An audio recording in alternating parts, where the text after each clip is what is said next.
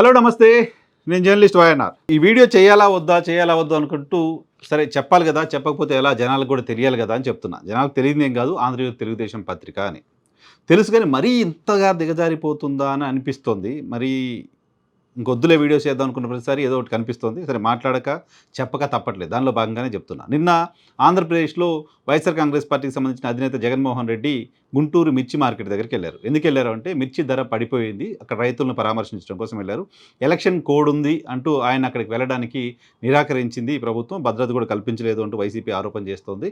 So ఆయన అక్కడికి వెళ్ళిన సందర్భంగా ఆయన పైన కేసు కూడా నమోదు చేశారు. ఈ సందర్భంగా జగన్మోహన్ రెడ్డి అక్కడ ప్రభుత్వం పట్టించుకోవట్లేదు. గతంలో మేము బాగా పట్టించుకున్నాం రైతుల్ని. వాళ్ళకి ధర లేని సందర్భంలో మేము ఆదుకున్నాం. బట్ ఇప్పుడు ఈ ప్రభుత్వం ఆదుకోలేదు అనే మాట మాట్లాడారు. సో దీనిపైన ఆంధ్రజ్యోతికి అభ్యంతరాలు ఉన్నాయి. తెలుగుదేశం పార్టీకి అభ్యంతరాలు ఉండొచ్చు. భారతీయ జనతా పార్టీకి అభ్యంతరాలు ఉండొచ్చు.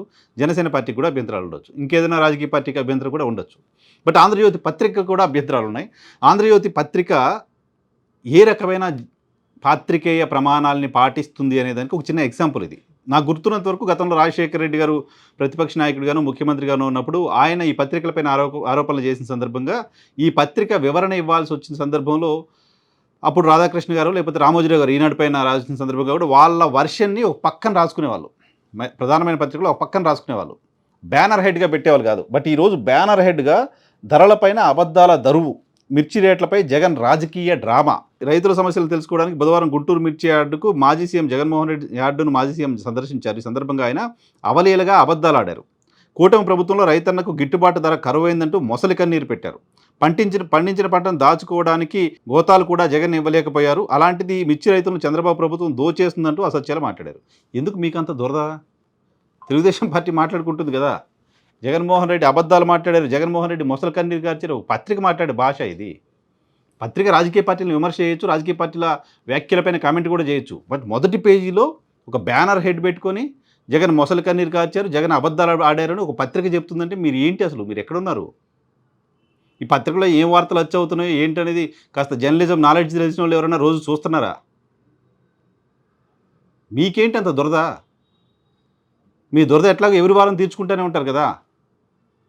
ప్రధాన వార్తలు ప్రచురించాల్సిన చోట వ్యాఖ్యలేంటి, కామెంట్స్ ఏంటి? పొలిటికల్ పార్టీల కంటే దారుణమైన అలిగేషన్స్ మీరు చేయటం ఏంటి? జగన్మోహన్ రెడ్డి అబద్ధాలు చెప్పారని తెలుగుదేశం పార్టీ చెప్తే రాయండి. సరే మీకు కూడా ఆయన మాట్లాడింది అబద్ధం అని అనుకుంటే లోపల ఎక్కడో రాయండి, ఒక కాలం పెట్టి రాయండి, ఓ వార్త సపరేట్గా రాయండి. అప్పుడు జగన్మోహన్ రెడ్డి ఏం చేశారు, ఇప్పుడు ఏం చెప్పారు, ఇప్పుడు చెప్పిన దానికి భిన్నంగా అప్పుడు ఏం జరిగింది, ఆధారాలతో కూడిన వార్త రాయండి మీరే. అది వదిలిపెట్టి ఫస్ట్ పేజీలో అబద్ధాల దరువు అని నువ్వే దరువేసి తెలుగుదేశం పార్టీకి దరువేసే కార్యక్రమం ఎందుకు చేస్తున్నారు? ఏ రకమైన పాత్రిక ఏమిది? పైగా నిన్న ప్రభుత్వంలో కీలకమైన వ్యక్తి వ్యవసాయ శాఖ మంత్రి అచ్చెన్నాయుడు ఆంధ్రప్రదేశ్లో తెలుగుదేశం పార్టీకి రాష్ట్ర అధ్యక్షుడిగా పనిచేశారని గతంలో. Senior politician, Telugu Desam party point of వ్యూలో రాష్ట్రంలోని సీనియర్ పొలిటీషియన్స్లో ఒకరు.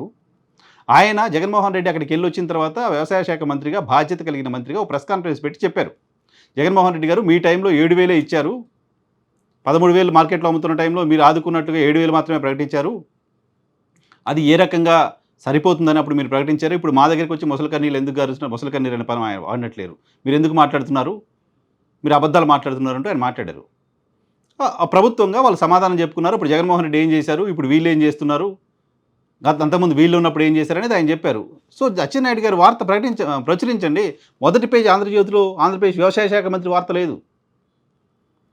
ఆంధ్రజ్యోతి వ్యవసాయ శాఖ మంత్రి ఈ వ్యవహారానికి సంబంధించి ఏం మాట్లాడేది అనేది మొదటి పేజీలో ప్రచురించడానికి మీకు తీరిక లేదు, ఓపిక లేదు. మీ వ్యాఖ్య, మీ దురద, మీ విమర్శ అది ఫస్ట్ పేజీలో ఉంది. దీనికంటే ఆంధ్రజ్యోతి కంటే తెలుగుదేశం పార్టీ ఈ పేపర్ ఒకటి రన్ చేస్తుంది, చైతన్య రథం అని.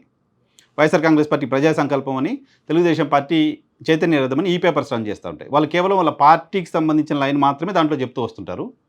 తెలుగుదేశం పార్టీ అఫీషియల్ ట్విట్టర్ హ్యాండిల్లో కూడా చైతన్య రథం పేపర్ని ప్రమోట్ చేస్తూ వస్తుంది. చైతన్య రథం పేపరు ఆంధ్రజ్యోతి కంటే అద్భుతంగా రన్ చేసుకుంటున్నారు.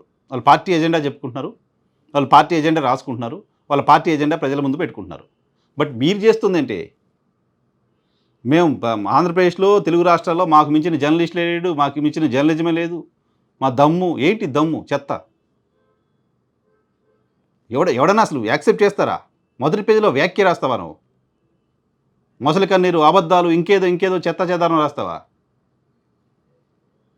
రోజు చూసే వాళ్ళకి అలవాటు పడిపోయి ఉన్నారు కాబట్టి ఎందుకంటే మిమ్మల్ని మీరు మీరు న్యూట్రల్ అనే లేకపోతే మీరు ఇంకేదో గొప్ప జర్నలిస్టులు అని చెప్పుకుంటున్నప్పటికీ మీరేంటో మీరేంటో ప్రజలకు తెలుసు కాబట్టి మిమ్మల్ని తెలుగుదేశం పార్టీ మనిషిగానే చూస్తారు కాబట్టి ఎవరు పట్టించుకోవట్లా.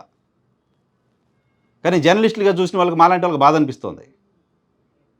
ఇదేం జర్నలిజం రా బాబు అనిపిస్తోంది. ఈ మధ్య వైఎస్ఆర్ కాంగ్రెస్ పార్టీకి సంబంధించిన వాళ్ళు కూడా ఆయన రాసిన ఆర్టికల్స్‌లో ఆయనే తప్పు పట్టారు చూడండి అని తెలుగుదేశం పార్టీ వాళ్ళకంటే వీళ్ళే ఎక్కువ ఆర్టికల్స్‌ని ప్రమోట్ చేస్తున్నారు. జాగ్రత్తగా ఉండండి వైఎస్ఆర్ కాంగ్రెస్ పార్టీకి సంబంధించిన నాయకులు కూడా. ఇదొక ట్రాప్. వాంటెడ్‌లీ ఒక విమర్శ చేసినట్టుగా ఉంటుందంతే. దాన్ని మీరు ప్రమోట్ చేసుకుంటారు. ప్రమోట్ చేసి ఆయన ఒక న్యూట్రల్ అనే కలర్ మీరు ఇస్తుంటారు. ఆంధ్రప్రదేశ్‌లో తెలుగుదేశం పార్టీ ఎజెండా మోయటం మినహా పత్రిక ఇంకో ఎజెండా ఉన్నట్టు కనపట్లే. ఈరోజు ఈ వార్త చూస్తే క్లియర్ అయిపోలే. ఎవ్వరికి ఎటువంటి అనుమానాలు అవసరం లేదు ఇంకా. 1% కూడా వీళ్ళు న్యూట్రలు, వీళ్ళు జనం కోసం పనిచేస్తారు, వీళ్ళు ఉన్నట్టు రాస్తారు అని అనుకోవడానికి సంబంధించిన ఆస్కారం ఏమాత్రం లేకుండా మొన్నెప్పుడో జగన్మోహన్ రెడ్డి, గతంలో పవన్ కళ్యాణ్, అంతకుముందు నారా లోకేష్ మాట్లాడుతూ ఉంటారే బట్టలిప్పి నిలబెడతామని. బట్టలిప్పి నిల్చోబెట్టారు ఈరోజు. వాళ్ళు ఏంటి అనేది వాళ్ళకి వాళ్ళే బట్టలిప్పుకొని నిలబడ్డారు. మీకంటే ఆ చైతన్య రథం చాలా బాగా నడుస్తుంది పత్రిక. కాస్తో కోస్తో జర్నలిజం ప్రమాణాలు వాళ్ళు పాటిస్తున్నారు, మీరు కాదు. మానండి ఇప్పటికైనా.